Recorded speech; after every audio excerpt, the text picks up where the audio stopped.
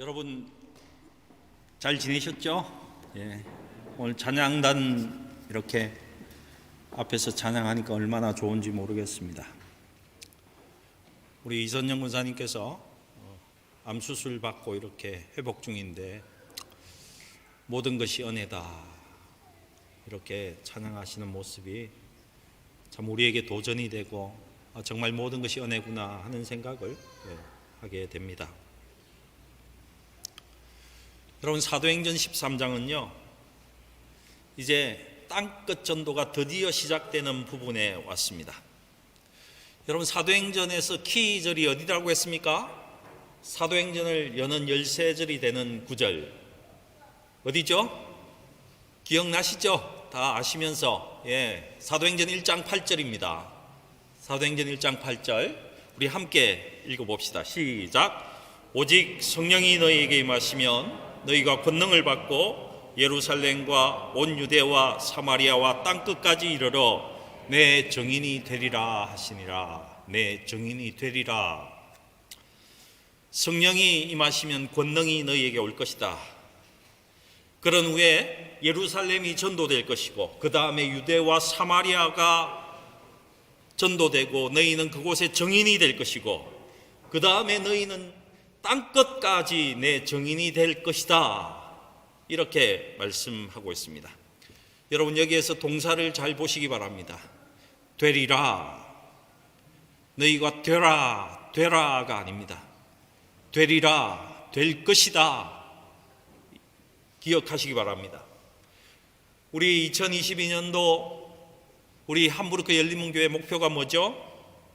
성령의 권능으로 모든 족속으로 제자 삼는 공동체입니다. 성령의 권능으로 모든 족속으로 제자 삼는 공동체. 성령이 먼저 임했습니다. 성령이 임하니까 믿는 자들 속에 권능이 임했습니다. 그러니까 40년 동안 일어나지 못하고 앉아만 있던 안전뱅이가 일어났습니다. 성령 받은 사람의 그림자만 덮였는데 그 사람의 병이 온전히 나았습니다. 그런 역사가 막 일어나니까 어떻게 되었습니까? 당연하게 주의 복음이 능력과 함께 전파되었고 예루살렘의 부흥이 일어날 수밖에 없었습니다. 이 예루살렘 부흥의 끝을 보여주는 부분이 사도행전 6장 7절입니다. 예루살렘 전도의 결론이라고 할 수 있습니다. 함께 읽어볼까요? 시작. 하나님의 말씀이 점점 왕성하여 예루살렘에 있는 제자의 수가 더 심히 많아지고 허다한 제사장의 무리도 이 도에 복종하더라. 아멘.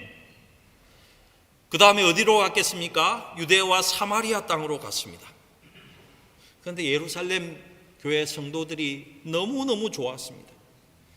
교회 생활이 이렇게 좋은 줄 몰랐습니다. 너무너무 뜻도 맞고 생각도 같고 신앙 정도도 비슷하니까 얼마나 그 삶이 좋았는지 모르겠습니다. 그러니까 그들 속에 찾아온 것이 있습니다. 전도할 생각이 없었습니다. 교회에 더 많은 사람이 없어도 좋았습니다. 전도가 안 돼도 좋았습니다. 선교할 생각이 없었다는 것입니다. 성경에 의하면 어떻습니까? 예루살렘 전도가 끝이 나면 어디로 가야 됩니까? 유대와 사마리아 땅으로 가야 했는데 아무도 가지 않았다는 것입니다. 교회가 너무 좋으니까, 너무너무 평안하고 좋고 여기에 삶이 꼭 천국 같으니까 여러분 가지 않았다는 겁니다. 그랬더니만 하나님께서 핍박을 주셨어요. 사도들 말고는 성도 모두가 유대와 사마리아 땅으로 흩어질 수밖에 없는 핍박을 주셨습니다. 엉덩이를 차서는 하나님이 너희들 나가라 이랬다고 하는 것입니다. 어쩔 수 없이 핍박과 환난 때문에 어쩔 수 없이 예루살렘 성도들이 유대와 사마리아 땅에 가서 전도하게 되었다는 것입니다. 여러분, 유대와 사마리아 전도의 특징이 있다면 무엇입니까? 예루살렘 전도가 12사도 중심이었다면 유대와 사마리아 땅은요 평신도 중심의 전도가 일어났습니다. 평신도들이 12사도들이 행했던 그 많은 일과 똑같은 일을 유대와 사마리아 땅에서 행했습니다. 왜 그랬겠습니까? 동일한 성령이 임하시니까 목사고 사도고 선지자 이런 것 아무 소용도 없었다는 것입니다. 평신도일지라도 성령이 임하니까 동일하게 예수님이 행하셨고 사도들이 행했던 그 일을 동일하게 행했다는 것입니다. 이 평신도 중심이 되어서 유대와 사마리아 땅을 선교했습니다. 그 대표적인 사람이 여러분 아시다시피 빌립이라는 집사님이십니다. 그렇다면 그때 12사도는 아무것도 하지 않았습니까? 아닙니다. 그야말로 사도로서 하나님의 나라의 큰 그림을 그렸습니다. 평신도 전도자들이 와서 도와달라고 하면요, 가서 도와주었습니다. 병도 고쳐주고 기도도 해주고 치료도 해주고, 때때로 더 깊은 말씀이 필요하면 더 깊은 말씀을 사도들이 가서 하나님의 말씀을 전하기도 했다는 것입니다. 그렇게 선교한 유대와 사마리아 땅에 선교의 결론도 나오고 있습니다. 사도행전 9장 31절입니다. 한번 같이 읽을까요? 시작. 그리하여 온 유대와 갈릴리와 사마리아 교회가 평안하여 든든히 서가고 주를 경외함과 성령의 위로로 진행하여 수가 더 많아지니라. 여러분, 이것을 원어에 가깝게 이렇게 한번 읽어보겠습니다. 성령의 위로는 충고라는 말에 가깝습니다. 충고, 간섭. 성령이 간섭함과 충고함과 그들의 마음에 주를 경외함으로 인해서 그 성령의 말씀하심과 충고에 순종함으로 유대와 사마리아 땅이 전도가 이루어졌다, 이렇게 기록하고 있습니다. 여러분, 이제 유대와 사마리아 땅이 전도가 이루어졌습니다. 그 다음에 어디로 가야 되겠습니까? 이제 땅끝으로 가야 되지 않습니까? 땅끝으로 가야 됩니다.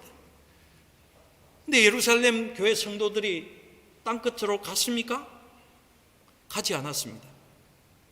하나님께서 고넬료 가정을 통해서요, 이방인도 똑같은 구원이 임했다고 보여주셨는데도 아무도 가지 않았습니다. 하나님이 이방인에게도 복음이 전해져야 된다고 말씀하셨는데도 아무도 가지 않고 그냥 앉아 있었다는 것입니다. 절대로 가지 않았습니다. 너무너무 좋으니까, 교회가 너무 좋으니까 이방인 전도하기 싫었습니다. 여러분 한번 생각해 보십시오. 전부 유대인만 믿는다 어떻겠습니까? 우리 교회에 내 고향 사람만 있고 내 동창만 있고 나하고 성향이 똑같은 사람만 있다. 얼마나 좋겠습니까? 그죠? 생각과 전통이 똑같고 교감하는 모든 그 교류가 똑같아. 얼마나 좋겠습니까? 유대 성도들이 그랬다는 것입니다. 아무도 가지 않았습니다. 그런데 그때 고넬료가 돌아오는 것을 보고 하나님의 부르심이 이방인에게도 있다는 것을 안 몇몇 사람이 있었습니다. 이 전도자들에게 강한 인상을 남기고 그 마음에 이방인에게 전도할 마음을 주셨습니다. 복음을 전하기 시작했습니다. 복음을 전했더니만요, 주의 손이 그들과 함께하기 시작했고 그로 인해서 안디옥 교회라는 교회가 새롭게 태어나게 됩니다. 이 안디옥 교회와 함께 하나님은요, 땅끝까지 전도를 하나님께서 명령하시고 이방인 전도가 본격적으로 시작되는 것을 보여주고 있습니다. 오늘 시작되는 그 모습이 기록되고 있습니다. 우리 13장 1절 같이 한번 읽어보십시다. 시작. 안디옥 교회에 선지자들과 교사들이 있으니 곧 바나바와 니게르라 하는 시몬과 구레네 사람 루기오와 분봉왕 헤롯의 젖동생 마나인과 및 사울이라. 여러분, 이 본문은 이방인 선교를 위해서 바나바와 바울을 선교사로 세우는 본문입니다. 여러분, 담임 목사와 가장 탁월한 성경교사를 이렇게 세워서 이방인 선교에 사용하셨다는 것입니다. 그렇게 할 수 있는 이유를 조금 기록하고 있습니다. 어떻게 하면 이 안디옥 교회가 그런 결정을 할 수 있었을까 하는 이유가 있습니다. 그곳에는 보니까요, 안디옥 교회에는 선지자와 교사가 있었다 이렇게 기록하고 있습니다. 여러분, 선지자는 어떤 역할을 감당하는 성도입니까? 하나님의 말씀을 받아서 교회에 전달하고 그 말씀을 세워나가는 사람들입니다. 교회의 예언을, 하나님의 말씀을 듣고 알려주는 사람이 있었다는 것입니다. 여러분, 우리 약점이 뭡니까? 우리는 듣지 못한다는 거예요. 그죠? 우리의 약점이 뭡니까? 그렇게 하나님이 계속 말씀하시는데도 저 못 들었습니다, 이렇게 늘 이야기한다는 거예요. 그리고 또 우리 약점이 뭔 줄 압니까? 뭔가 들렸을 때에 그것이 하나님의 말씀이라는 확신을 가지고 그 말씀이 정확하고 옳다고 이야기했을 때에 또 하나의 문제가 야기됩니다. 그 내용에 관계없이 그냥 마구 이야기한다는 것입니다. 어떤 때는 하나님께서 나에게 말씀하시는 이유는요, 그 사람을 위해서 기도하라고 할 때가 많습니다. 이것을 밝혀서 떠벌리라고 하는 것이 아니고요, 내가 그 사람을 위해서 하나님 알려주신 그 사실을 가지고 하나님 앞에 중보하라는 그런 임무가 많다는 것입니다. 그리고 그 말은 어떻게 다른 사람에게 나타내야 되는 줄 압니까? 교회를 세우는 일에만, 세울 수 있는 말만 해야 한다는 것입니다. 남을 비판하고 저 사람이 잘못되었다고 강하게 이야기해야 되겠다고 그렇게 마음속에 들 때가 있지 않습니까? 그런 생각이 들 때가 있죠. 이건 꼭 이야기해 줘야 돼. 저 사람을 바로 세우기 위해서 이야기해 줘야 돼. 뭐 이런 생각이 들 때가 있지 않습니까? 근데 꼭 기억하십시오. 타인의 잘못은 타인이 행한 어떤 것을 내가 잘못이라고 평가한 것입니다. 많은 경우, 대부분의 경우 타인의 잘못이 아닙니다. 여러분 꼭 기억하시기 바랍니다. 여러분, 다른 사람과 이야기하고 회의하다가 우리 어떻게 합니까? 저 사람이 잘못된 생각을 하고 있다 생각하면 눈을 막 흘기지 않습니까? 부인한테도 그러죠, 여러분들은. 저도 그렇기 때문에 제가 아는 겁니다. 눈 흘기고 얼굴 붉히고 막 소리 지르고, 저 사람이 잘못했으니까 그렇게 한다는 것입니다. 여러분, 이것이 정당화가 될 수 있는 겁니까?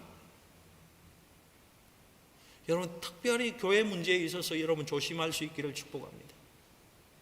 여러분, 교회를 비판하고 특별히 예배를 비판하고 목회자를 비판하는 사람들은요, 대부분이 아주 머리가 좋고 지혜로운 분들이 대부분이 많습니다.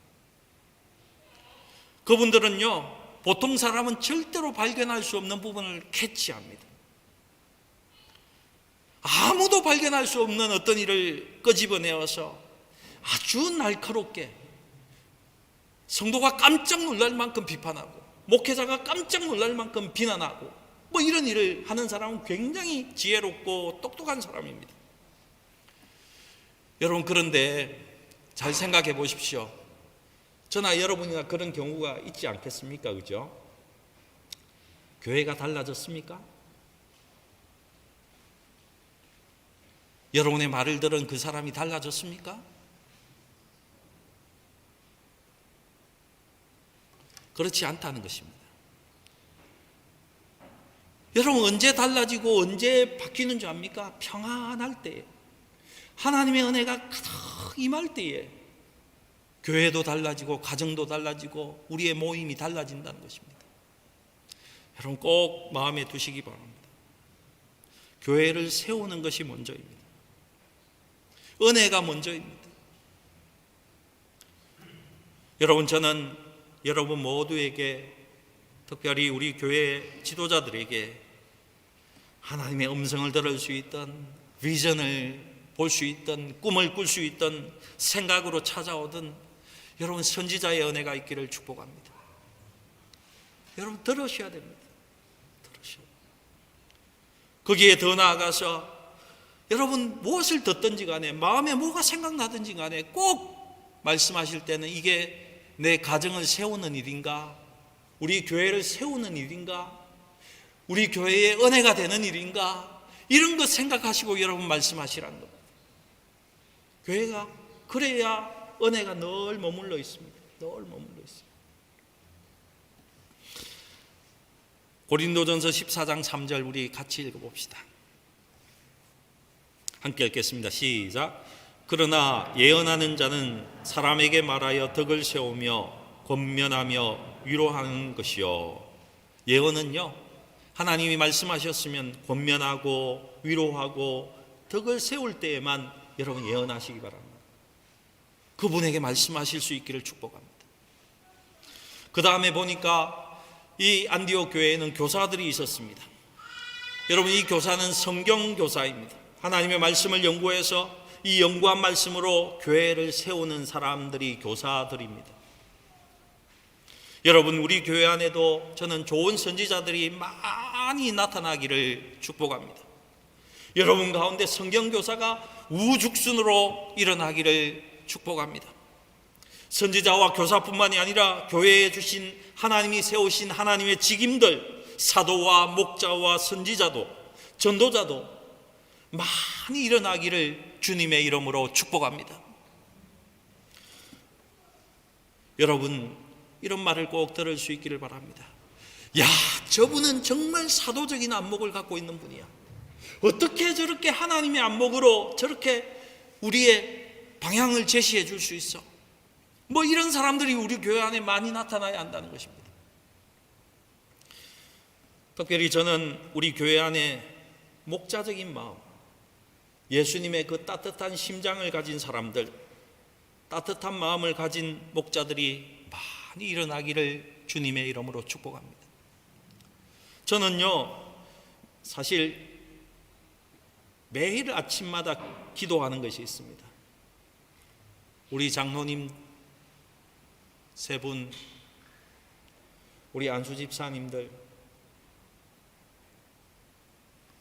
주님을 닮은 목자적인 그 마음이 풍성하기를 저는 매일 기도합니다. 여러분, 지도자에게 제일 필요한 게 뭔지 아십니까? 주님 닮은 따뜻한 마음입니다. 자기를 원수같이 생각하는 사람도 그 앞에 오면 그냥 녹아질 수 있는 예수의 사랑이 가득한 지도자들이 되어야 됩니다. 세상은 어떻습니까? 저는 나이가 들면 들수록 야, 세상이 저렇구나 하는 생각을 많이 했습니다. 너 틀렸어. 너는 아니야. 너는 틀렸지만은 내 편이니까, 내 후배니까 괜찮아. 여러분, 이런 세상적인 마음이 아니라 잘못이 있었을지라도, 내게 뭔가 크게 죄를 지었을지라도 용납하고 받아주는 주님의 평안이 흐르는 그 목자의 마음이, 주님 같은 목자의 마음이 가득할 수 있기를 주님의 이름으로 축복합니다. 안디옥 교회에 선지자들과 교사들이 있었으니 하고는 5명의 지도자가 여기에 소개되고 있습니다. 제일 먼저 나온 사람이 누굽니까? 바나바입니다. 바나바는 위로자라는 뜻을 갖고 있습니다. 좀 더 이야기하면 바나바는요, 예언을 가지고, 그 이름 속에는 예언을 가지고 사람들을 위로했다는 그런 뜻이 포함되어 있는 이름입니다. 그리고 이 바나바는요, 목자적인 기름 부으심이 아주 강한 사람이었습니다. 여러분, 성경을 잘 보시기 바랍니다. 그의 소유를 다 팔아서 사람들에게 나누어 주었습니다. 비판과 정죄를 받고 있는 사울을 찾아가서 함께 세울 수 있도록 다른 사람에게 소개시킨 사람이 바나바입니다. 저기에 아무 일도 하지 않고 그냥 놀고 있는 바울을 찾아가서는 함께 데리고 와서 안디옥 교회에서 함께 목회하자고 데리고 온 사람이 바나바입니다. 마가 요한이 선교지에서 도망가고 난 다음에 다시금 2차 선교 여행 때 마가야 같이 가자고 불렀던 사람이 바나바입니다. 목자적 기름 부으심이 이렇게 강한 사람이었습니다. 그리고 나중에는 성경에 보면 이 바나바 역시 사도였다고 기록하고 있습니다. 오늘 바나바가 제일 먼저 첫 번째 기록되어 있는 이유는 딴 것이 아닙니다. 안디옥 교회의 바나바는 담임 목사였습니다. 담임 목사였기 때문에 기록되어 있는 것입니다. 그 다음이 니게르라는 시몬이 나옵니다. 니게르라는 말은요, 검다, 흑인 시몬이라는 이야기입니다. 뒤에 나오는 구레네 사람과 루기오와 함께 동일하게 흑인이었다고 생각되는데 아마 이 두 사람은 구레네 출신이었다라고 저는 생각이 됩니다. 여러분, 성경에 또 한 사람 구레네 출신 기억하시는 분이 있습니까? 구레네 시몬, 그죠? 구레네 사람 시몬, 어떤 일을 했습니까? 예수의 십자가를 억지로 진 시몬, 여러분 아시죠? 아마 저는 이 시몬과 동일한 사람이 이 사람일 것이다 라고 저는 생각합니다. 사도행전 11장 19절에서 21절을 한번 가보십시다. 함께 읽겠습니다. 시작. 그때에 스데반의 일로 일어난 환란으로 말미암아 흩어진 자들이 베니게와 구브로와 안디옥까지 이르러 유대인들에게 말씀을 전하는데 그 중에 구브로와 구레네 몇 사람이 안디옥에 이르러 헬라인에게도 말하여 주 예수를 전파하니 주의 손이 그들과 함께 하심에 수많은 사람들이 믿고 주께 돌아오더라. 여러분, 이 말씀을 보면 스데반의 그 환란으로 인해서 흩어졌는데 여전히 유대인에게만 계속 복음을 전하고 있었습니다. 그런데 구레네와 구브로의 몇 사람이 안디옥에 이르러서 헬라인 이방인에게도 말씀을 전했다, 이렇게 기록하고 있습니다. 이 말씀을 보니까 구브로와 구레네 사람이 이 안디옥 교회를 개척한 사람들입니다. 바나바는 예루살렘 교회에서 파송한 담임 목사였고요, 그래서 그 리더십 속에서 이렇게 5명 속에 포함되어 있던 것이고, 그 다음에 니게르라고 하는 시몬은 구브로 구레네라는 이방 지역 출신이었기 때문에 이분들이 이방인으로서 다른 사람에게 자연스럽게 이방인에게 복음을 전할 수 있었다는 것입니다. 니게르라는 시몬과 구레네 사람 루기오는 같은 고향 사람이었고 안디옥 교회를 개척하고 안디옥 교회가 그렇게 평안하게 설 수 있도록 있게 해준 사람이 이 사람들이었기 때문에 지금 리더십 가운데에 등장하고 있는 것입니다. 그 다음에 나온 사람이 누굽니까? 분봉왕 헤롯의 젖동생 마나엔입니다. 여러분, 이 젖동생이라는 단어는 무슨 뜻입니까? 한 명의 젖을 먹고 함께 자라난 동생이라는 뜻입니다. 마나엔의 엄마가 헤롯의 유모였다는 것이죠. 여기에 나오는 헤롯은요, 헤롯 대왕의 아들 헤롯 안티파스입니다. 세례 요한의 목을 빈 사람입니다. 이 헤롯 역시 마나엔의 엄마의 젖을 먹고 자랐다는 것입니다. 똑같이 한 젖을 먹고 자랐는데 한 사람은 기독교의 대표자였던 세례 요한의 목을 베었던 사람이고 한 사람은 세계 선교를 이끄는 그런 사람이 되었습니다. 아이러니하게도 좀 이상한 것 같은데 사실입니다. 그 다음에 나온 사람이 우리가 잘 알고 있는 사도 바울입니다.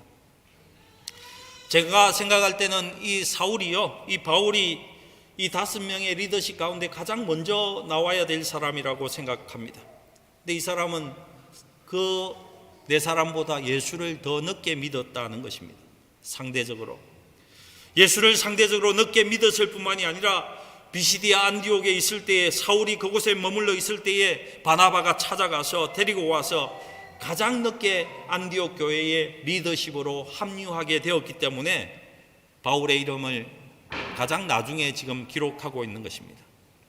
사울은 분명히 이 안디옥 교회에서 교사, 성경교사의 역할을 하고 있었습니다. 여러분, 이 5명의 리더십에 의해서 안디옥 교회가 운영되고 있었습니다. 우리 2절 3절, 본문 2절 3절 한번 읽어보십시다.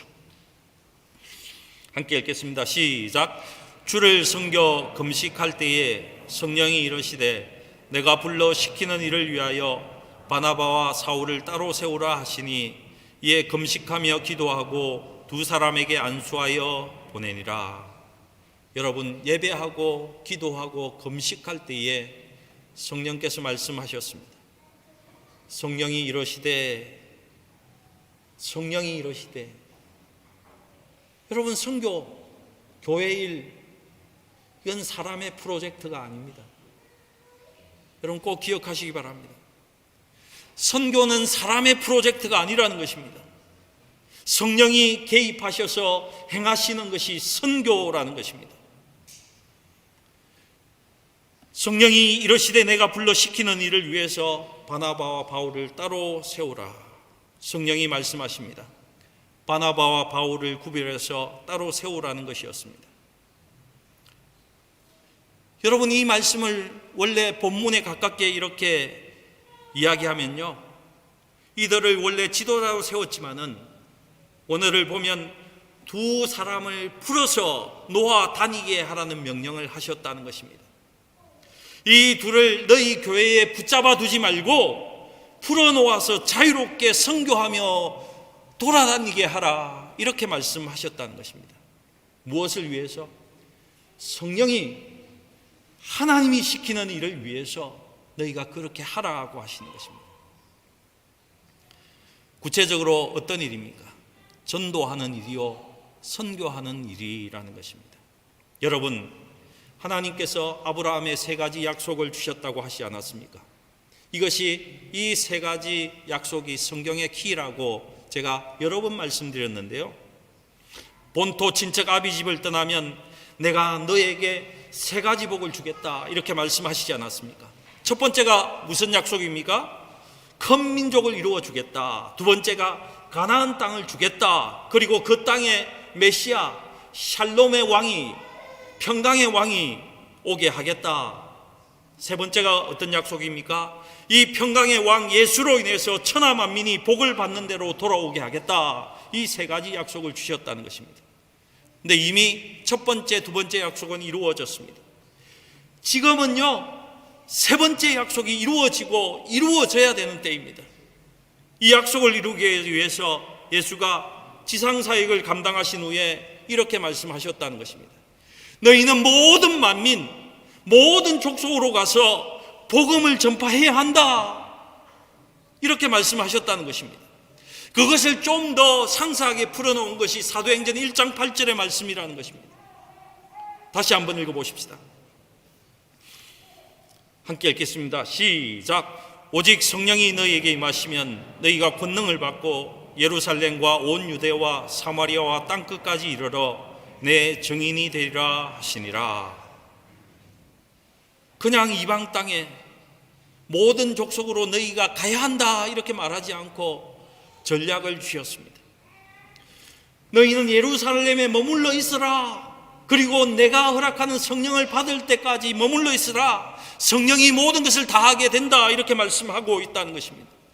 성령이 임하면 너희는 놀라운 파워를 받게 될 것이고 상상도 못했던 능력이 풀어질 것이고 그 성령의 능력으로 인해서 유대와 사마리아와 땅끝까지 내 증인이 되리라, 이렇게 말씀하고 있는 것입니다. 여러분 기억하십시오. 되라가 아닙니다. 되리라입니다. 성령이 되어지게 할 것이라는 것입니다. 여러분, 이 말씀으로 여러분 모두가 무장될 수 있기를 축복합니다. 성령이 하십니다. 성령이 임하니 정말로 능력이 임했습니다. 40년 묵은 안전뱅이가 일어났습니다. 여러분, 40년 동안 그냥 앉아 있었다면요, 혈관과 신경과 근육이 다 말라 비틀어져 있었다는 것입니다. 도저히 회생할 수 없는 상태였다는 거죠. 일어날 수 있는 사람이 그 상태에 없었습니다. 그런데 그 안전뱅이가 일어났다는 것입니다. 성령이 일으키시니까. 그림자만 덮여도 병이 나았습니다. 그 성령의 능력으로 예루살렘이 전도되었습니다. 그 성령의 능력으로 유대와 사마리아가 전도가 이루어졌습니다. 이제 땅끝으로 가야 할 차례인데 이 일을 위해서 하나님은요, 예루살렘 교회가 아니라 안디옥 교회를 다시 세우셨다는 것입니다. 이 안디옥 교회가 금식하고 기도하는데 성령이 나타나서 내가 불러 시키는 일을 위해서, 너희 교회는 내가 불러서 세운 이유가 있는데, 너희 교회를 세운 이유가 있는데, 내가 예루살렘 교회에서부터 너희 교회로 촛대를 옮긴 이유가 있는데, 예루살렘 교회가 이방인 전도를 하지 못했기 때문입니다. 내가 고넬료를 보여주면서 그렇게 이방인으로 가야 한다고 하는데 그 예루살렘 교회는 그것을 실행하지 않았다. 대부분의 유대인들은 그냥 유대인에게만 전도했습니다. 안디옥 그 구브로까지 왔어도, 그죠? 왔어도 유대인에게만, 이방인에게 전도하지 않았다는 것입니다. 오늘 본문을 보니 그 몇몇 사람이 구브로 구레네에 이미 믿음을 가진 이방 사람이 다시 이방 사람들에게 복음을 전했습니다. 여러분, 사도행전 15장을 읽어보시면요, 예루살렘 종교회의가 나옵니다. 믿는 유대인들이 이렇게 이야기했다는 것입니다. 믿는 유대인들이 계속해서 예수 믿는 것으로만 부족하다. 이방인도 구원을 받을 수 있지만은 이방인 역시 할례를 받아야 된다. 할례뿐만이 아니라 유대인들이 지키고 있는 그 규례를 다 지켜야 된다. 율법을 지켜야 된다. 이렇게 주장했다는 것입니다. 그 문제로 인해서 예루살렘의 종교회의가 열렸다는 것입니다. 계속해서 그런 것으로 실험하고 있으니까 하나님께서 이 예루살렘 교회를 도저히 사용할 수가 없었던 것입니다. 우리 교회도 만약에 이런 문제로 계속 실험만 하고 있다면요, 절대로 사용할 수 없습니다. 선교는 내가 아는 사람만 선교해야 돼.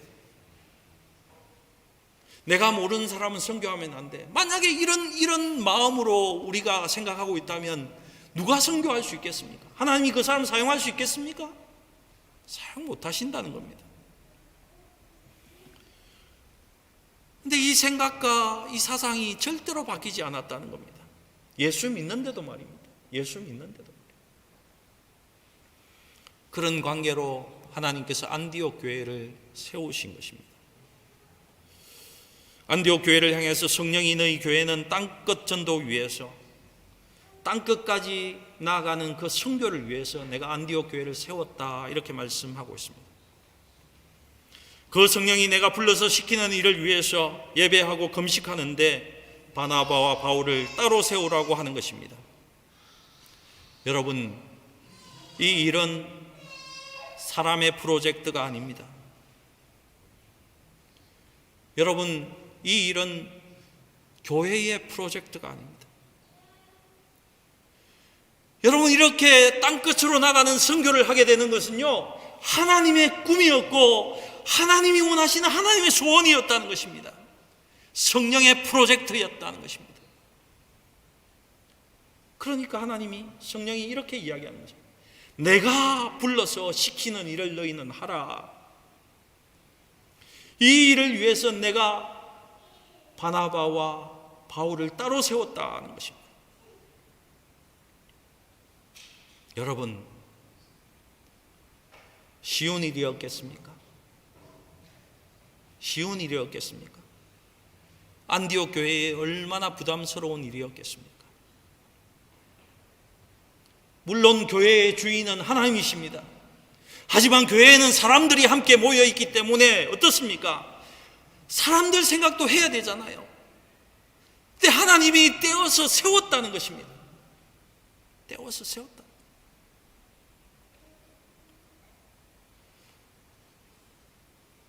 여러분, 제가 보낸 부활절 카드 때문에 놀라기도 하시고 너무너무 당황스럽게 생각되는 그런 분들도 계시리라 생각이 됩니다.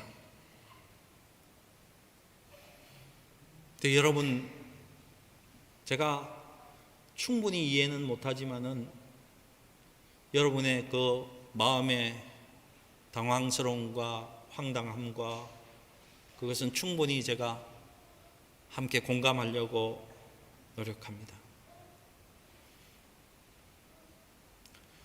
제가 이제 선교 일을 한 지도 25년, 26년이 지나갑니다.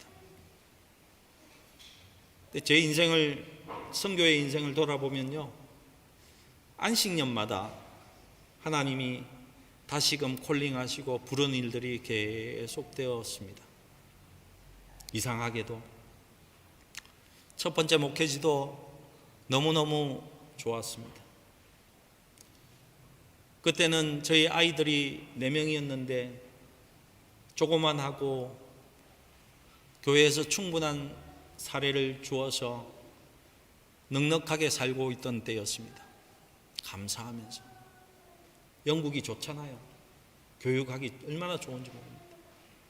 하나님께서 갑자기 저에게 내가 너를 불러서 딴 일을 시키겠다고 말씀하셨습니다. 제가 1년간 버틴겼습니다. 하나님, 저 갈 수 없습니다. 여기 집도 있고요. 저희 애들이 너무너무 좋아하는 친구들도 있고 도저히 저 갈 수 없습니다. 제가 어떻게 살아요? 근데 하나님께서 1년 가운데에 마지막에 저에게 말씀하셨습니다. 너 담임 목사직 내려놓고 내려와야 되겠다. 그때 저희 아내에게 물었습니다. 해도 되겠냐고. 저희 아내의 고백이 이것입니다. 그때 예스 하지 않으면, 순종하지 않으면 남편이 죽을 것 같더라. 이런 고백을 했습니다. 그래서 저는 첫 번째 사역지에서 이렇게 옮겼습니다. 옮겼는데 옮기고 보니까 그때 당시에 탈북자들이 얼마나 들어왔는지 모릅니다. 탈북자들을 섬기면서 탈북교회를 7개, 8개 잉글랜드 전역에 그 탈북자들 섬기는 일을 했습니다.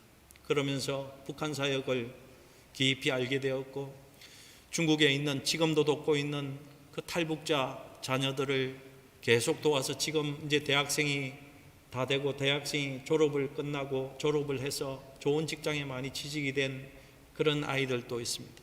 그 일을 계속하게 하셨습니다. 그때 제가 이렇게 물었습니다. 하나님, 어디로 옮겨야 됩니까? 제 당시에는 코벤츄리라는 그 영국의 배꼽 있는데 대전 같은 곳에 있었거든요. 근데 하나님이 저는 좀 시골로 들어가서 그러면 좀 경제적으로 좀 해소도 될 것 같고 시골에 있는 리버풀에 있는 영국 목사님이 큰 집도 주고 하겠다고 해서 하나님, 저 리버풀 가면 안 됩니까? 물었더니만 아니다, 런던 가라 이러셨습니다. 여러분, 런던에서 생활비는요 한국 돈으로 한 최소한 600만 원, 700만 원이 한 달에 있어야 되는 그런 곳이었어요. 제가 혹독하게 그 물질의 훈련을 받았습니다. 그런 가운데에 인터내셔널 교회도 하고 한국에 가서 오픈도어에 섬기기도 하면서 북한 사역에 대해서 확장하는 그런 일을 하고 있었습니다. 그때 하나님께서 또 저에게 말씀하셨습니다. 내가 또 옮겨야 되겠다. 제가 뭐라고 했겠습니까? 하나님, 딴 사람은 한 교회에서 20년, 30년 해서 존경도 받고 노후도 그들이 보장을 해주고 모든 것이 가족과 함께 사는데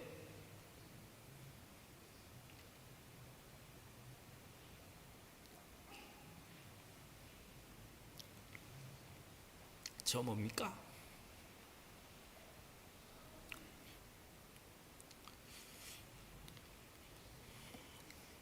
그래서 오게 된 곳이 함부르크 열린문 교회입니다. 저는 가족과 헤어지는 게 너무너무 싫었거든요.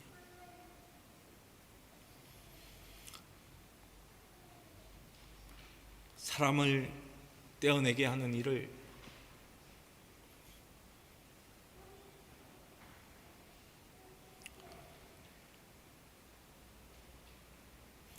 하셨습니다. 네, 이번에 또 불렀습니다. 하나님이 내가 너를 따로 세우겠다. 하나님, 제가 살아본 가운데는 함부르크가 제일 좋습니다. 하나님, 독일에 와서 제 건강 체크 다 해주셔서 감사합니다. 제가 마음으로는 걱정이 되었습니다. 왜 이렇게 체크를 잘해주시고 왜 이렇게 나에게 잘해주시나? 나 또 어디 험한 데 보내시려고 그러나?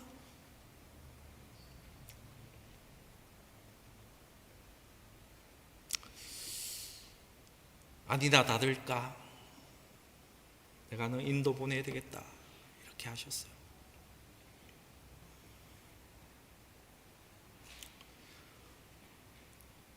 제가 그냥 순종을 잘한다고 저는 생각했는데 또 제가 하나님께 또 반문했더라고요. 왜 접니까? 왜 접니까 하나님?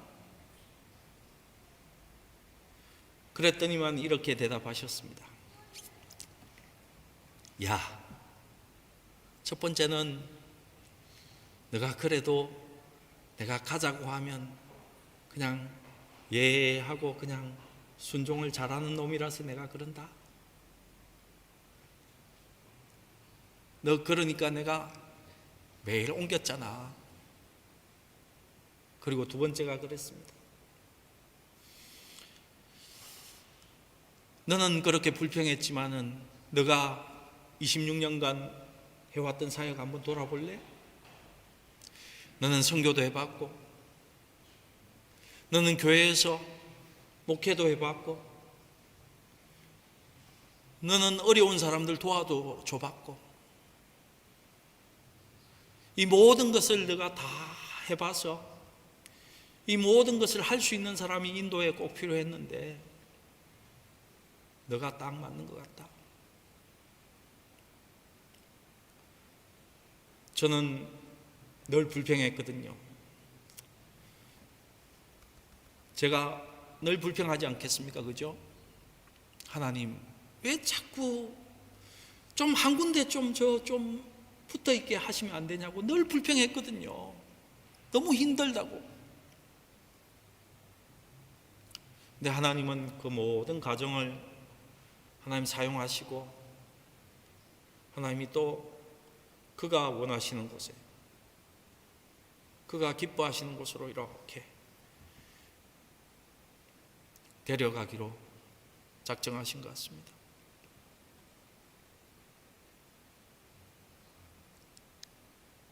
제가 마지막으로 또 물었습니다. 가기 싫으니까. 여러분, 사람이 나가라 그러면 교회에서 쫓아내면 저요, 쇠사슬도 여기 강대상에 몸 이렇게 딱 메고는 나 못 가, 나 정말 못 가, 너 왜 내 보내려고 해, 뭐 그런 사람이잖아요. 이렇게 좋은데 여러분, 함부르크 살기가 제일 좋아요. 예. 애들 1시간이면 런던 갈 수 있고 얼마나 좋습니까? 저는 제가 분명히 그랬을 겁니다. 우리 교회에 누가 이 목사 좀 나가야 된다, 너 목회 못하니까 좀 나가라, 이랬으면 저 아마 여기다가 정말 밧줄 가지고 와서 이렇게 묶었을 거예요. 나 못 갑니다, 막 이랬을 겁니다. 네, 하나님이 부족한 종을 내가 그래도 너 썩게 하시니까 우리 성도님들께는 정말 죄송하고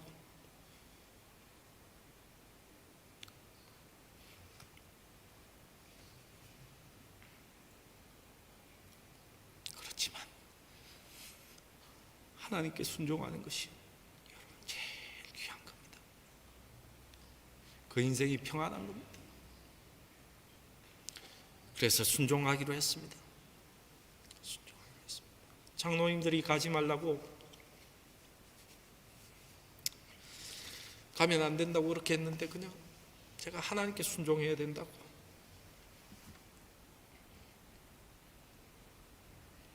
그렇게 말했습니다. 여러분, 기도해 주시기 바랍니다. 결정하고 나니까 인도가 좀 보이는데 만만치 않은 곳입니다.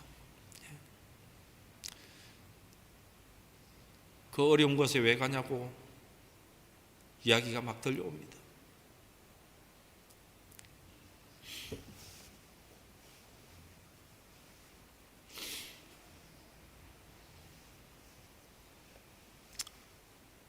감사한 것은 우리 장로님들하고 안수 집사님이, 목사님, 그래도 우리 교회에서 좀 인연을 더 갖고 싶은데, 관계를 더 갖고 싶은데 우리 교회가 파송교회가 되면 좋겠습니다.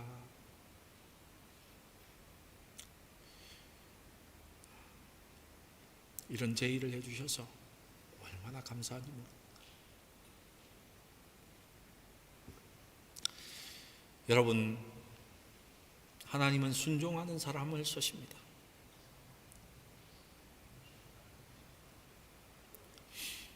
하나님께 순종하는 사람을 쓰십니다.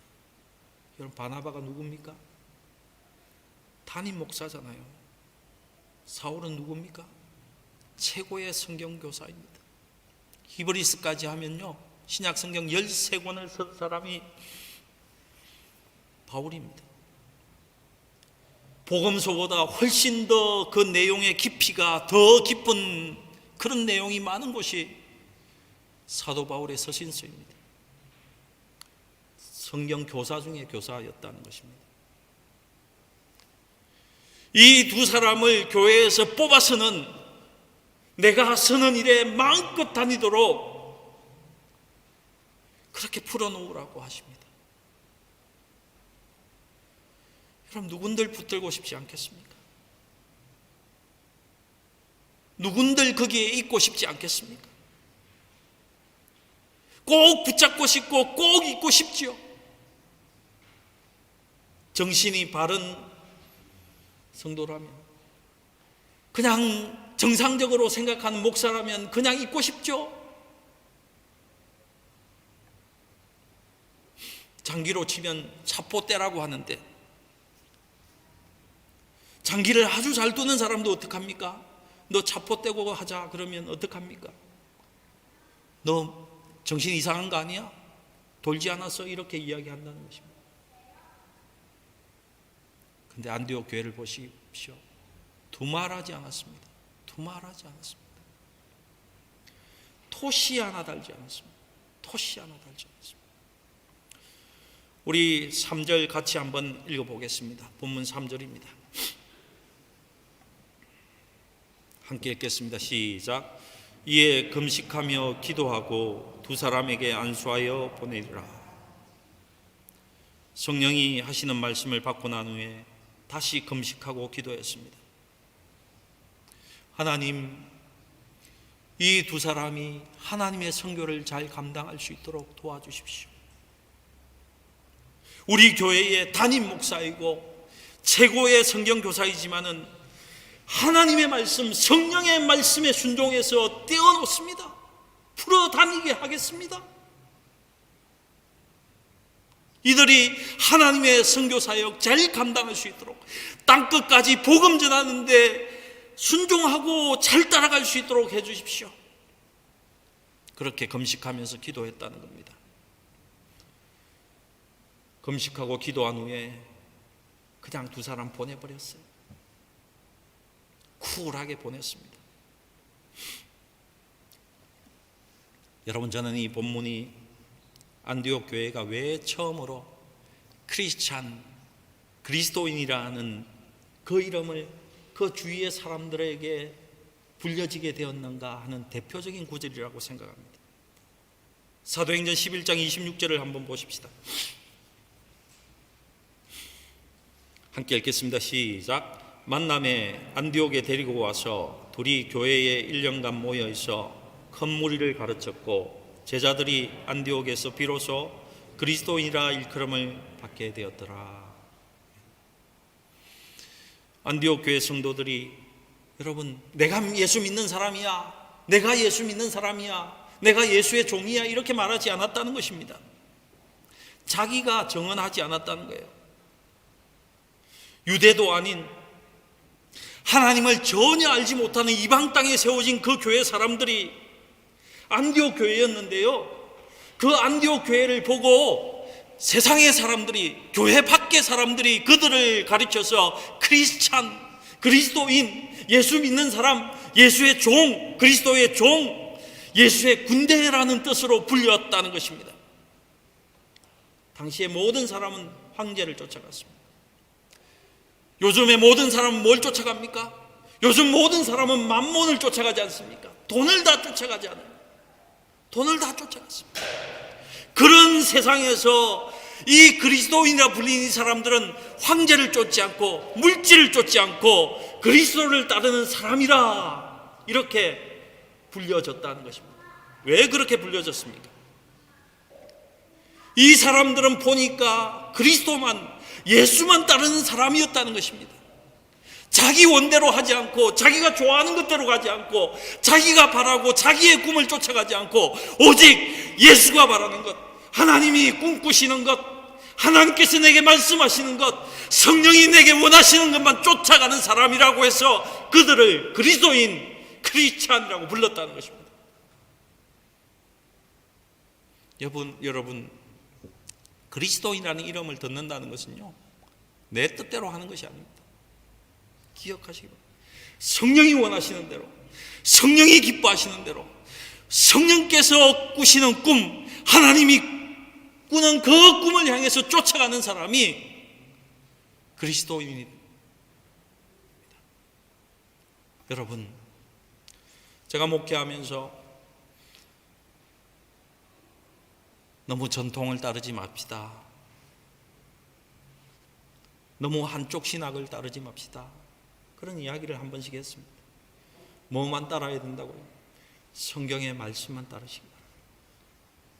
성경의 말씀만 따르시기 바랍니다. 그 사람이 그리스도입니다. 그 사람이 그리스도. 하나님의 꿈이 그곳에 있거든요. 여러분, 사도행전 11장 끝부분에 보면요, 예루살렘에 온 선지자 중에 한 사람인 아가보가 와서 성령으로 말하되 천하에 큰 흉년이 들겠다, 이런 예언을 하는 부분이 나옵니다. 아직 흉년이 일어나지 않았습니다. 그때 안디옥 교회 사람들이 이런 생각을 합니다. 이런 예언을 우리에게 주시는 이유가 뭐지? 성령께서 이런 아가보를 통해서 우리에게 예언을 주시는 이유가 뭐야? 그것을 생각하고는 사도행전 11장 29절에서 30절의 행동을 하는 것입니다. 우리 같이 읽어볼까요?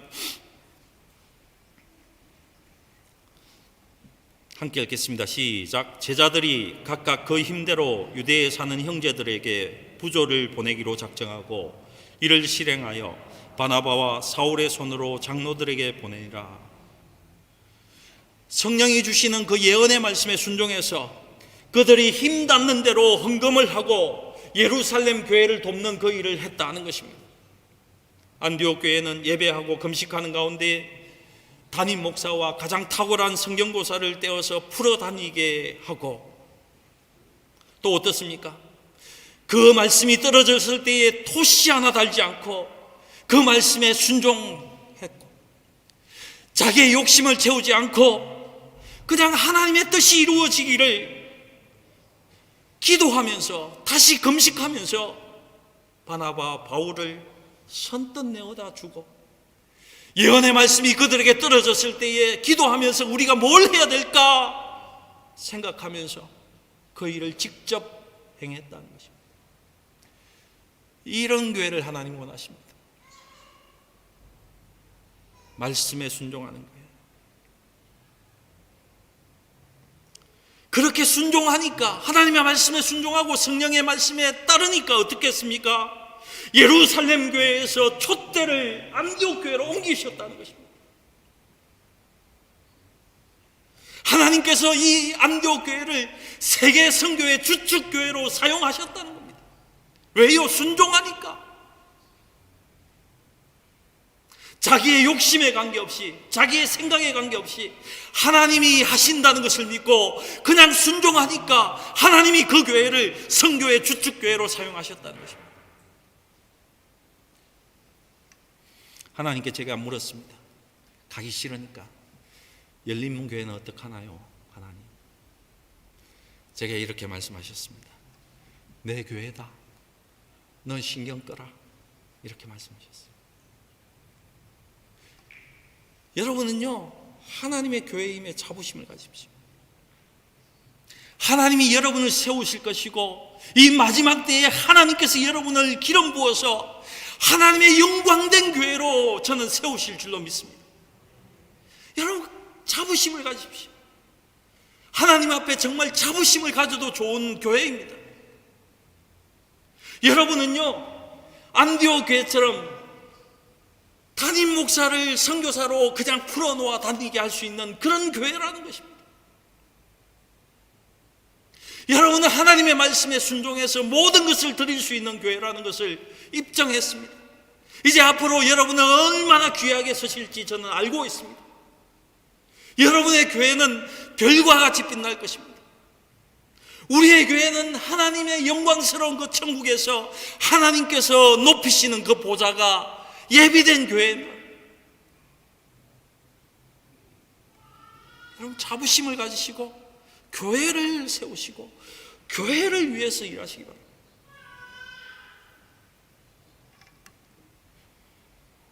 여러분, 예루살렘 교회는 나가지 않았습니다. 너무 좋아하시니까. 그 교회 너무 좋아하시니까. 그런 교회는 하나님이 환난으로 흩으셨습니다. 그리고 전도하게 했습니다. 그 사람들은 할 수 없어서 유대와 사마리아까지 갔습니다. 그까지 복음 전파했습니다. 하지만 그때 더 나가야 되는데 그들이 나가지 않았다는 것입니다.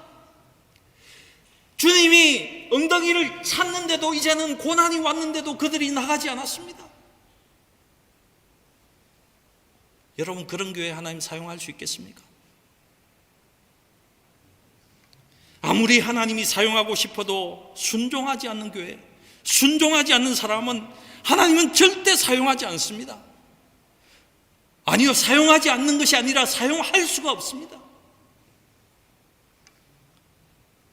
사용하지 않으려고 하는 것이 아니라 사용할 수 없는 교회가 되어버린다는 것입니다. 그래서 하나님도 할 수 없이 그 선교의 촛대를 예루살렘에서 이방 땅 안디옥으로 옮기신 것입니다. 하나님은 열린문교회를 사용하기 원하십니다. 여러분, 하나님이 배신하신 것이 아닙니다. 안디옥 교회는 성령이 감동을 주고 성령이 음성을 주면 자발적으로 순종하는 교회였습니다.